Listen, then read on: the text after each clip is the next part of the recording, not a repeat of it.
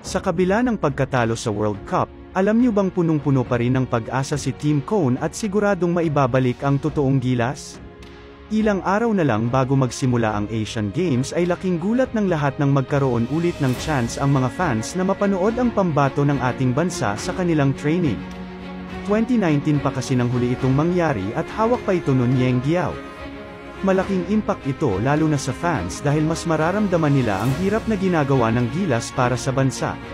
Gusto rin kasi ni Team Co na malaman ng koponan kung para kanino sila naglalaro at lumalaban. Ito ay para sa mga fans at bandila na nakaberde sa kanilang uniforme. Dagdag pa ng legendary coach na gusto niyang maging parte ang lahat sa bawat laro ng gilas.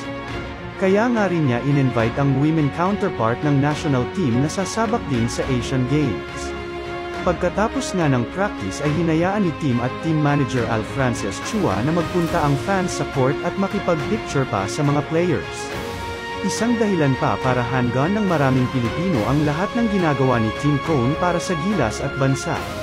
Dahil nga rin dito ay posibleng makahugot ang ating players ng inspiration mula sa kanilang mga kababayan na buong pusong sumuporta at tuwang-tuwa sa sakrispisyong handa nilang gawin para ipaglaban at irepresenta ang Pinas sa Asian Games.